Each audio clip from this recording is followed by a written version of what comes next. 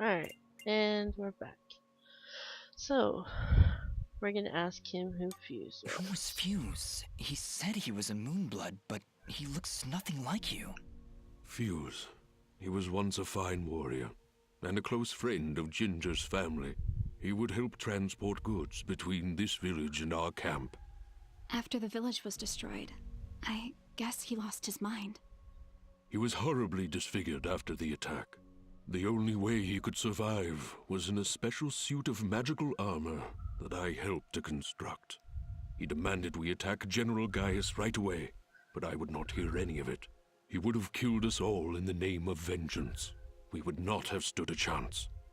When I refused to send our warriors into battle, he called me a coward and vowed that he would destroy Gaius with or without my help.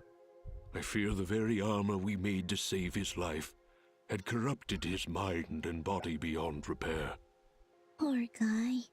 If only we could have gotten through to him somehow. No, you're right to kill him. If he had remained alive, there's no telling what damage he could have done. Ginger is right. Fuse was beyond saving.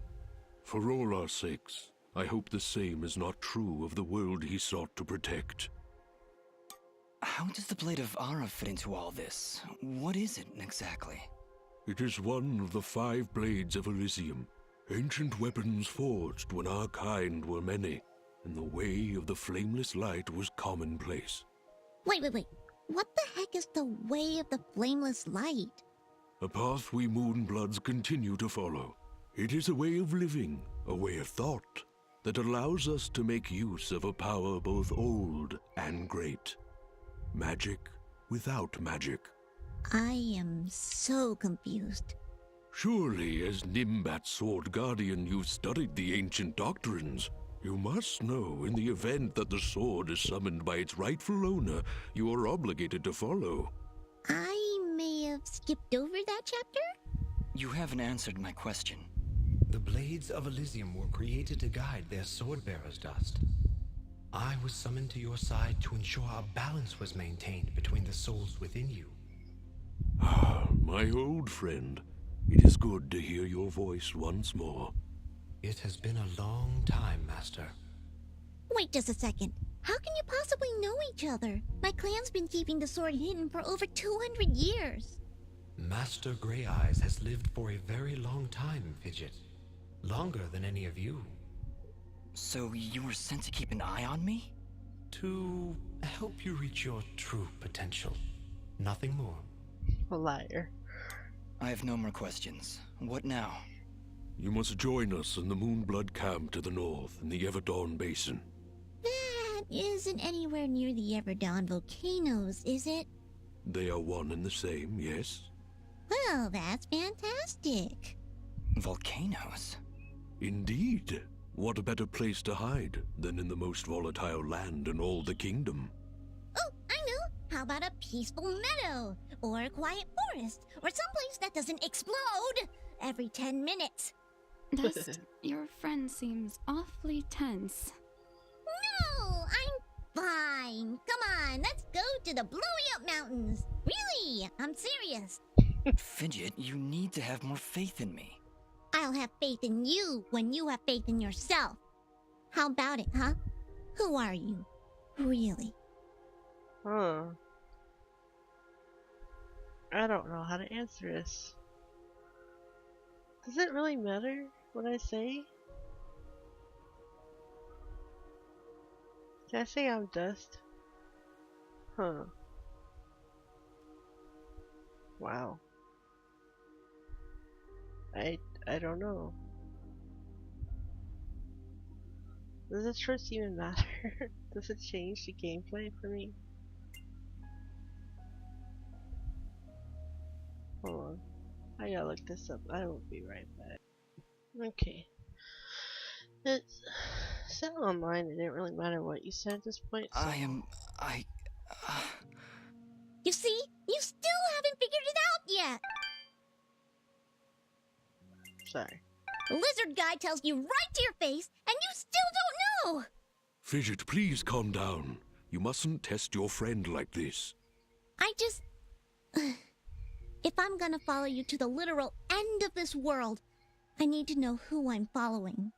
And why. I understand, Fidget. You're right. I can't ask you to follow me. But I can. Fidget, you have stood by Dust's side for this entire journey. You have watched him save this world. How can you continue to doubt? I just don't get it. It doesn't matter who he thinks he is. He's Dust. That's who he is. That's who I know.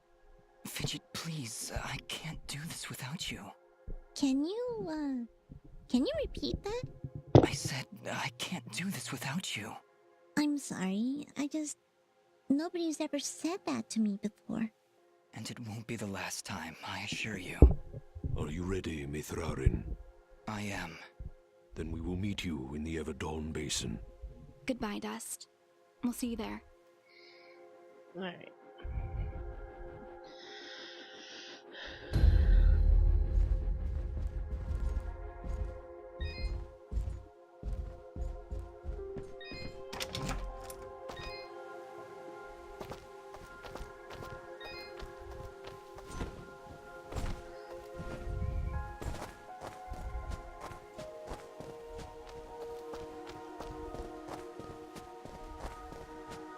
I'm just gonna check something out.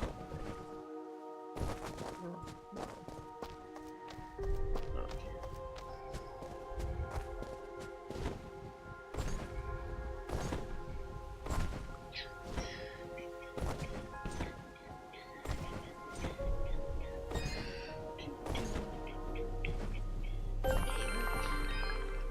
Yay.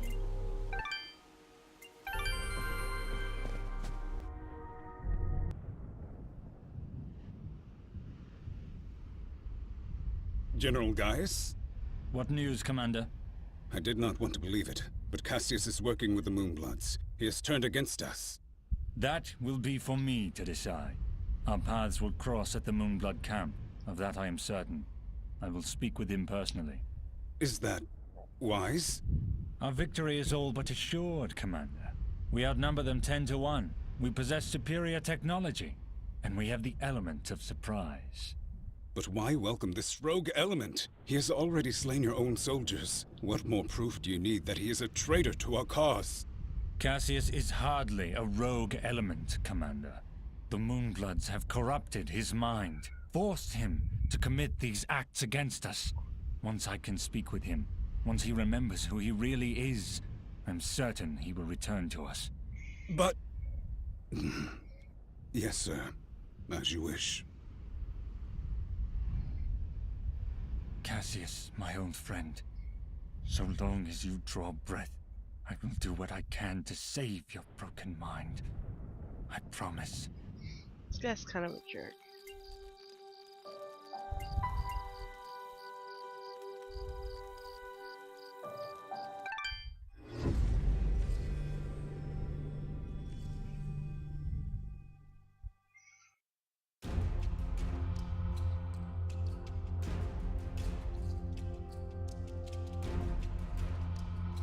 Whoa.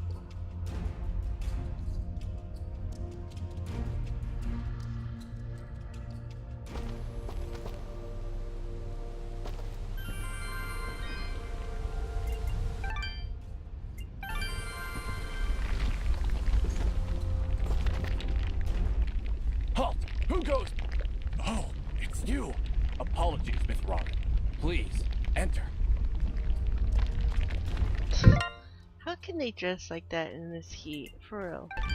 Look like they're dressed for winter. They scared me.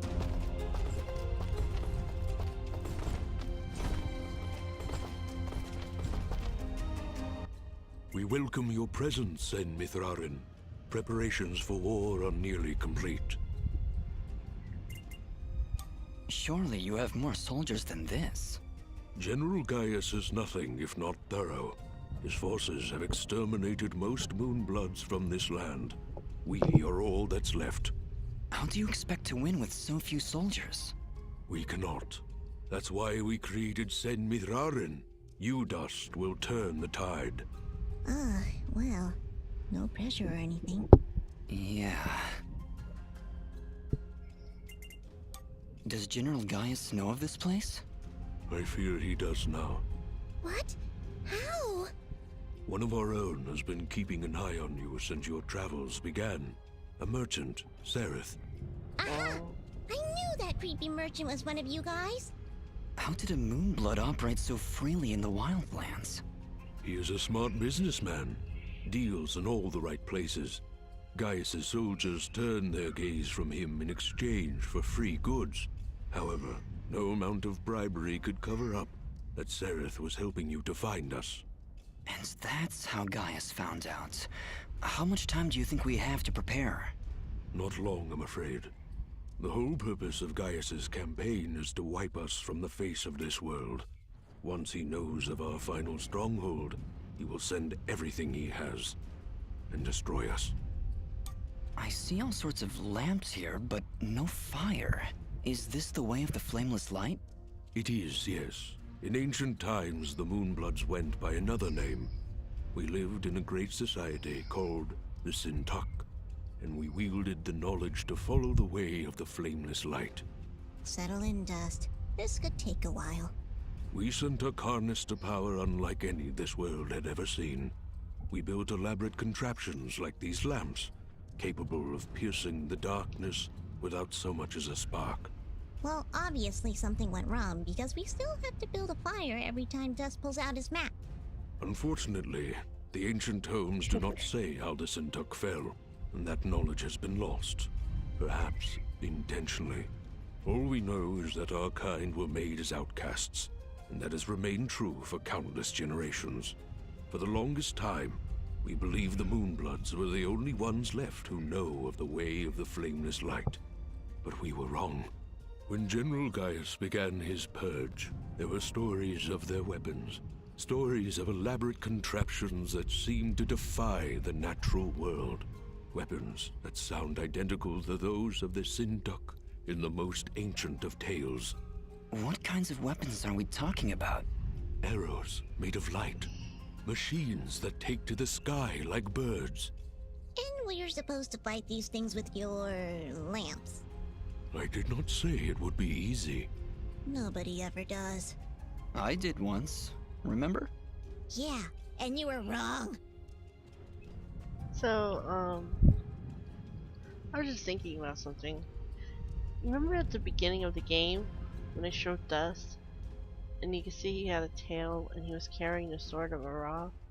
Well, if he never had that sword and that was supposed to be the assassin, then that assassin should have never had the tail, and he should have never had the sword of Ara. So that's a mistake right there. I'm just point that out. And also they were talking about light arrows, and they were talking about airplanes. Well, I'm here now. Is there anything I can do to help? We are spread rather thin.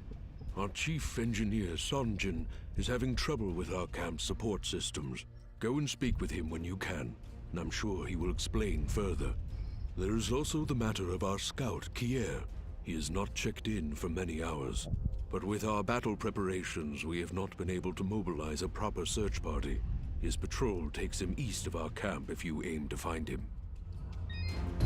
Okay.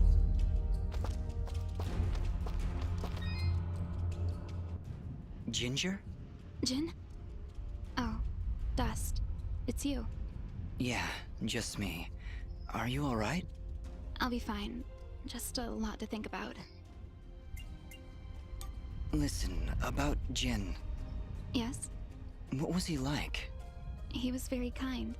Almost to a fault, really. I like him already. Yes, he had that effect on people. I like to believe it's what made you do all those wonderful things for Aurora and Mudpot.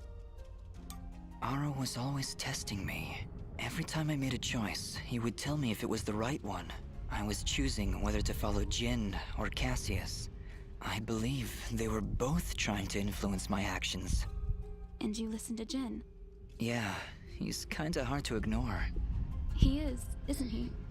Or at least he was. I'm not gonna be mean. No, Ginger. I think you were right the first time. I think Jin continues to live through my actions. He's guiding me, keeping me on the right path. But what of your other half? Cassius murdered my family, Dust. He destroyed my village, killed my friends. How can you control such a terrible being? I feel his presence every time I swing the blade of Ara.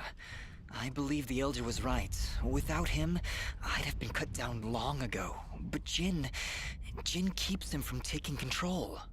As long as Cassius lives within you, though, there's always that danger. You could always be pulled to a path of evil.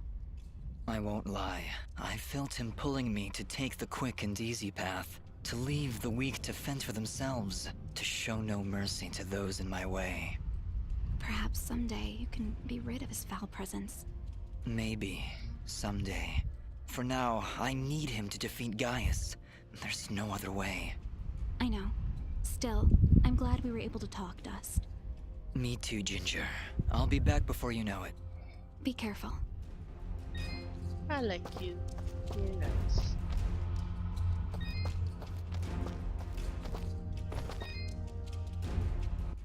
Ah, you've arrived just in time, Mithrarin. My name is Sanjin. I'm what you'd call a chief engineer, I suppose the term is. The Elder mentioned you needed some help? Yes, indeed. In the caverns below, we've set up machinery to provide the camp with power and water.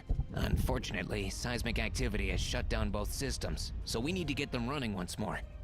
I have been rather preoccupied handling the battle preparations, so if you could, I would appreciate it if you went down there to examine the generators. Sure, Sanjin. I'll take a look. Thank you. You'll need to restart the generator and water pump when you're down there. We'll require both systems to be running if we're going to stand a chance against General Gaius. Okay. Whoops. I didn't mean to go down there.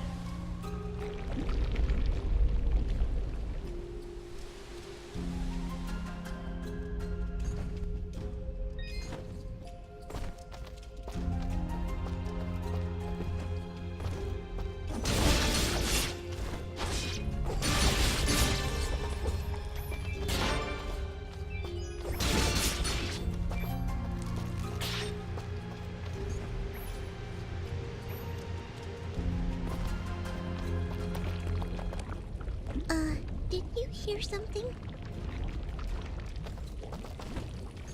No?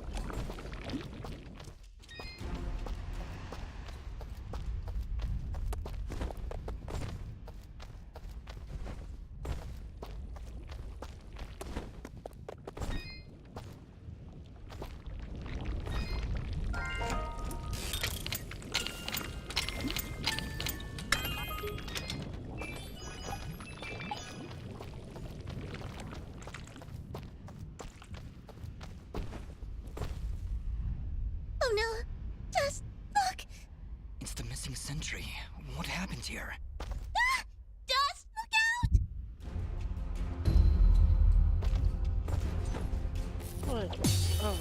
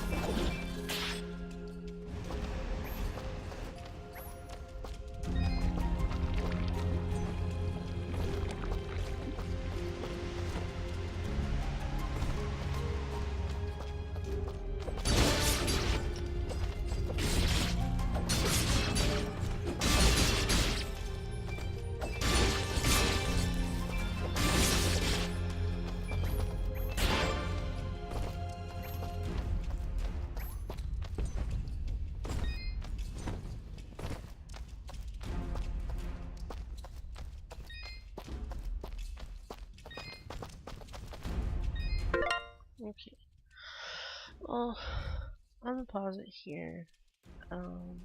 Or stop here anyways. I hope you guys enjoyed. This is getting kind of interesting, so I hope you join me for the rest of this.